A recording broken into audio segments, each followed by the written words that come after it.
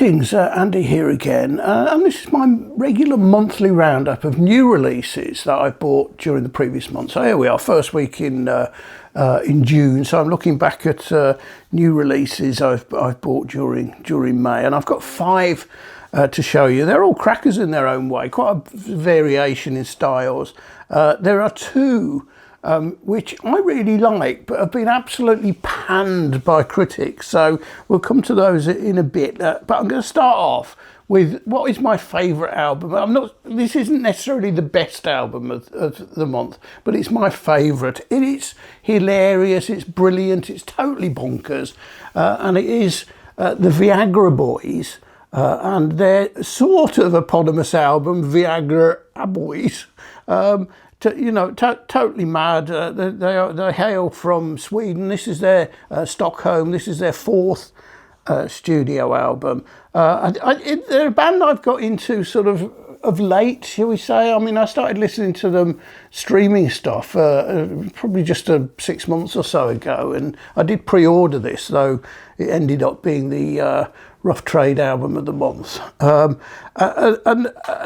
It's just total madness. And now I think their earlier fare has been slightly more political with this. This is more about sort of life things. And it kicks off with the opening track, which I think has been a single. I've heard it on the radio a few times anyway. Man Made of Meat, which is really sort of slightly self-lampooning in it, about sort of excessive masculinity, and the lyrics are quite funny. And actually, while I think about it, there's a couple of inserts, so separate from the from the sleeve, with all the lyrics on it, which is quite nice. It's they talk on that. I mean, it is hilarious. There's all sorts of stuff going on in the lyrics, but there's one section where the singer, I think the singer's called Seb Murphy, who is sounds more Irish than Swedish, but anyway, he comes from Stockholm, and it's sort of one element of it. Sorry, I'm looking at my notes here. He sings about subscribing to your mom's OnlyFans channel, which is, and it just goes on. I won't say what it says on there, but it is quite hilarious. And then moves on to a song called Bog Body, which is about it's about obsession really, but it features a woman's body which has been found preserved in a bog, like a peat bog. And then so it goes on track after track. It's a single LP, and there's all the stuff on the back there. And this is, I mean, they've got to be one of the best post-punk bands around at the moment. It is brilliant. It's heavy. It's proper post-punk. It's shouty. The singer's covered, I think it's Seb Murphy, covered in tattoos and jumps around a lot. And I think Sweden is one of the best places of post-punk at the moment, because the Hives are still going strong and have an album out in a little while. This one is as I mentioned, it's the Rough Trade album of the month, and it's very resplendent. I mean, what they say is white and pink transparent swirl, but I can't really see any white on it. It's sort of like pink and transparent swirly stuff, and it came with a promo CD, which looks as though it's just got 3 tracks on it, but actually it's got the whole album on there, plus 2 extra tracks, plus a demo. So well worth it. I'm really pleased with this one. I hate almost everything that I see, and I just want to disappear. I'm subscribed to your mom's OnlyFans. I spent $5 a month to get pictures of her flappy giblets, and I spent another $10 a month to chat with her on the AI chat program. It feels great. I don't want to pay for. So moving on to number 2, and this is a collaboration between Mark Pritchard, who is a electronic producer and DJ, and Thom Yorke of Radiohead and The Smile, of course. And so it's sort of like not content with producing 3 Smile albums in the space of a couple of years. You know, he's now doing an extra collaboration. Though to be fair, I think Thom and Mark Pritchard go back quite a long way, and I think Mark Pritchard has done quite a bit of remixing of Radiohead stuff, and I think they've been working on this album on and off in the background for a few years, and finally got it to the point of release. And it's a full double. It's taken me a little while to really warm to it, and it was a bit sort of strange. I mean, I didn't dislike it to start with, but neither did I really love it. And it was a bit sort of slightly weird hearing Thom's vocal style against a pure electronic background. But over a few listens, each listen, it grows on me. There's more comes through. And I'm absolutely loving it now. You know, the album sort of starts off, you know, there's got some quite long tracks on there. The opener, let me see, what's it called? It's 8 minutes, the opener. It's called A Fake in a Faker's World. And it's sort of slightly discordant. It's not an easy listen. Hence I say it takes a bit of getting into. And then it follows Ice Shelves, which is quite cold and distant, and that sort of goes through the first, almost the first half before it gets to a track called The Spirit, which is much brighter and more upbeat, and tends to set the theme for the rest of the album, though upbeat and warm are relative to the very cold and distant opening. It sounds that I'm not liking it, but as I say, it's grown on me, and I'm really loving this album now. There's even a track on there called Happy Days, which again doesn't sound that happy, but it's there. Let me look at it. It's a gatefold sleeve. There's lyrics in the on the inner sleeves. It's a double, just on plain black. And as I say, it's a full double. Altogether, it's an excellent album. It's not up there. It's not quite up there with the brilliance of The Smile recently, but it's not far off. Having listened to it 6 or 7 times now, it's an album I'm really enjoying every time. So.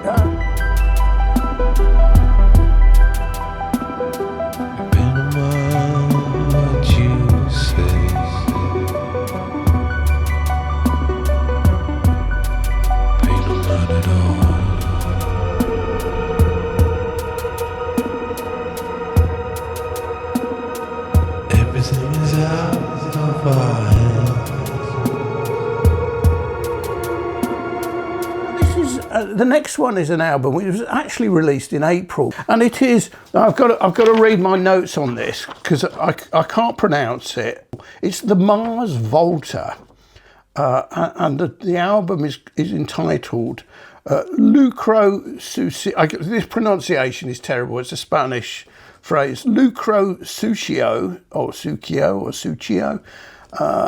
Los Ojos del Vacío, which apparently means dirty prophet, the eyes of emptiness, or the eyes of the void. It's their 10th album, and they sort of had. I mean, the Mars Volta, again, I'm looking at the notes here. It's essentially a duo, but with a roving mix of musicians joining them on different albums and tours. Omar Rodriguez, or Geth, Lopez, and Cedric Bixler, Zavala.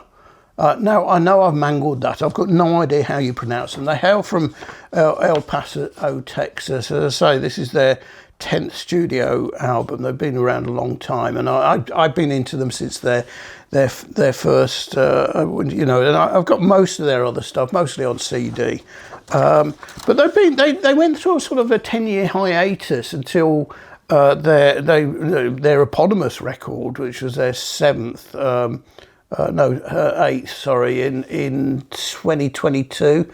and they suddenly produced 3. I didn't get the last one because I didn't notice it was out. This is one of the albums that has been completely panned, but I really like it. If we go back to the early stuff of Mars Volta, it's very proggy, very, you know, all the albums are based on a theme, and there's quite a few long tracks in there.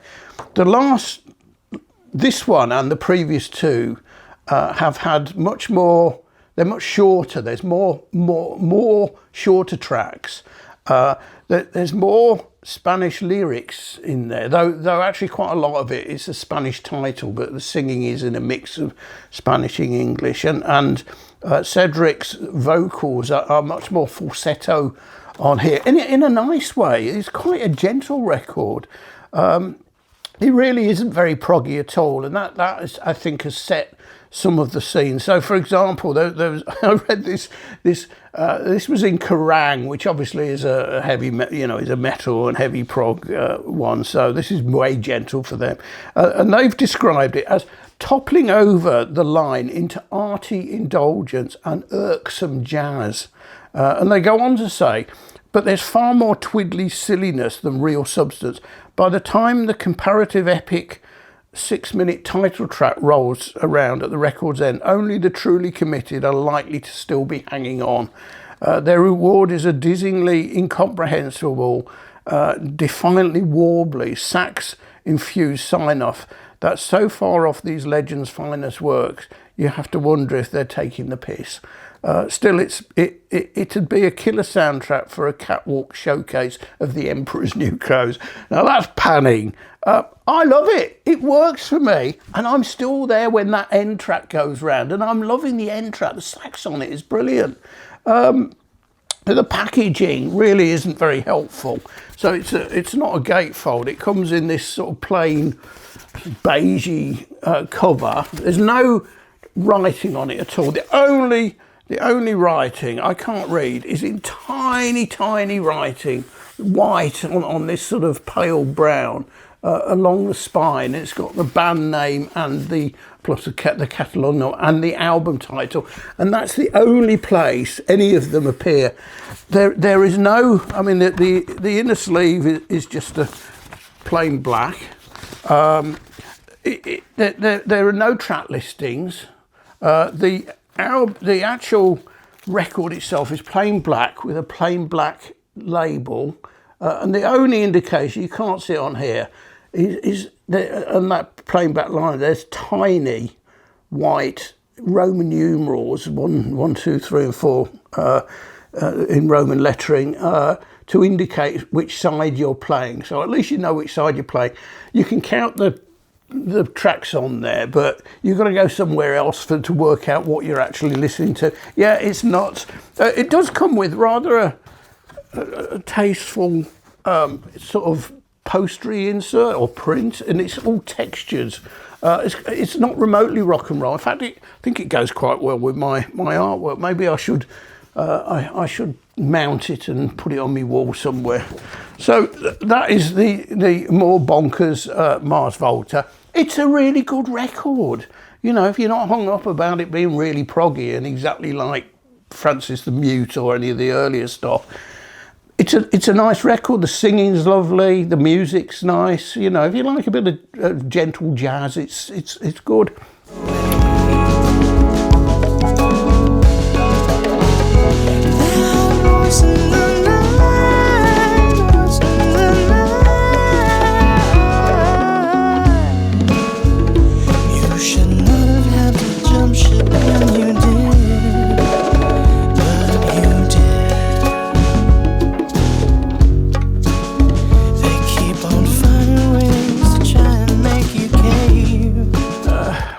My fourth record of the month, and this is Arcade Fire and that album Pink Elephant. This is another one that's been roundly panned.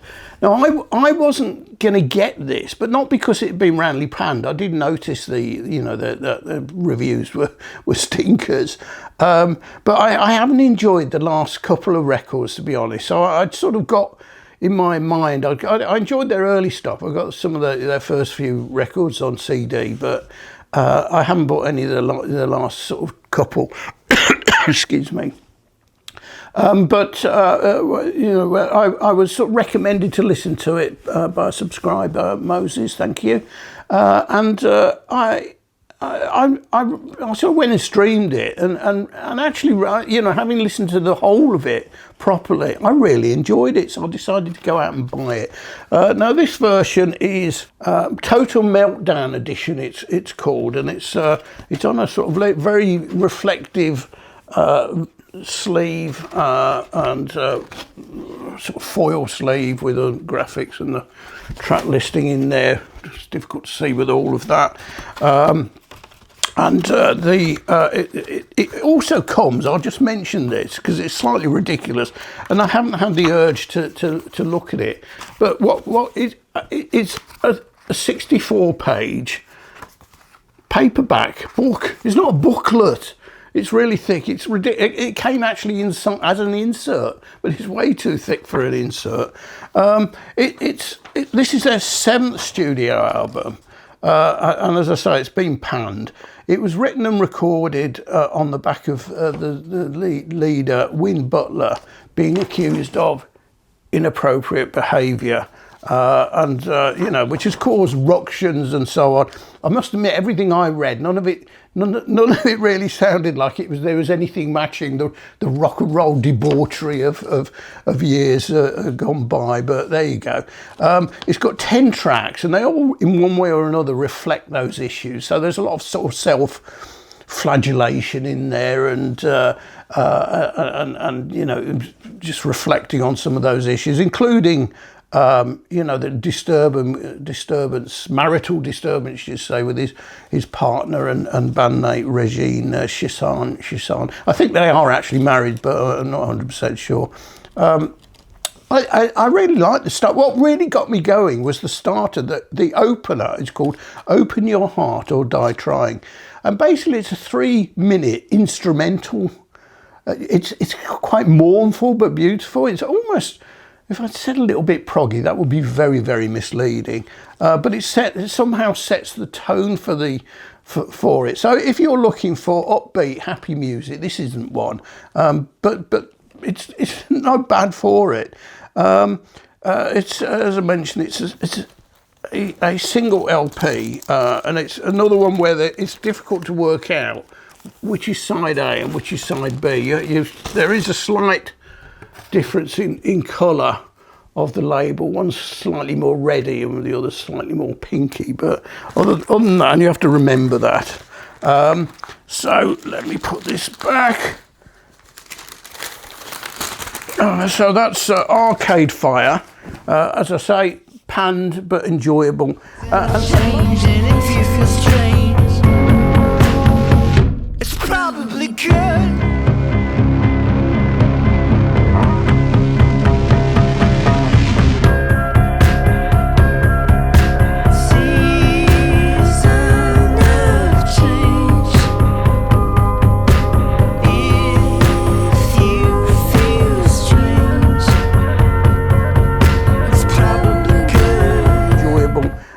And last but very much not least is another one which I wasn't 100% sure about to start with, but it's really grown on me. And this was the Fuzz Club album of the month.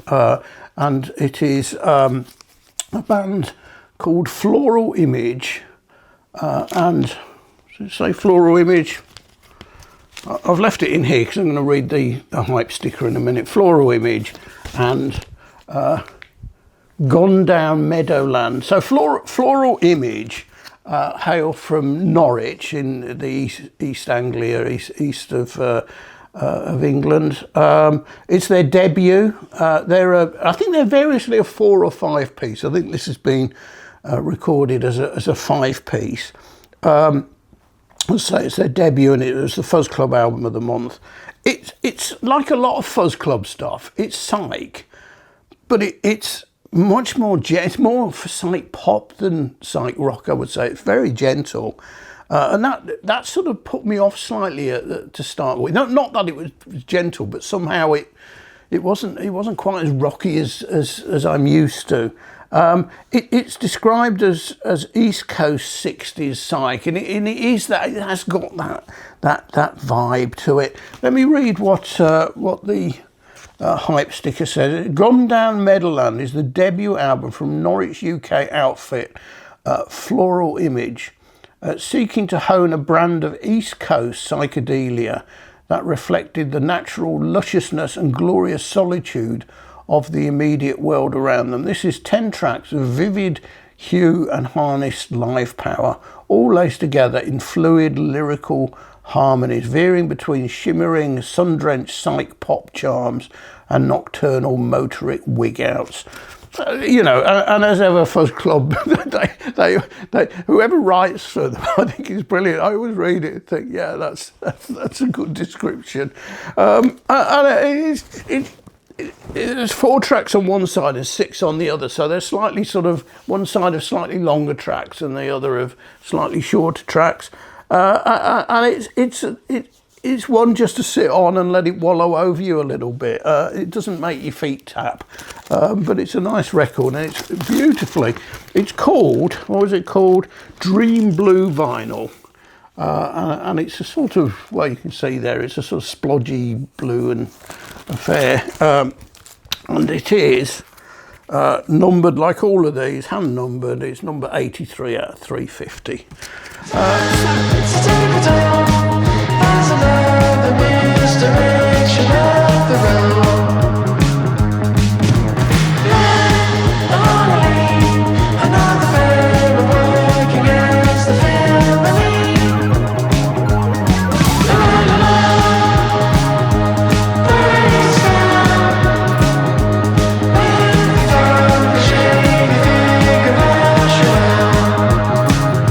So there you go. That's my roundup of new releases last month. So thanks for watching.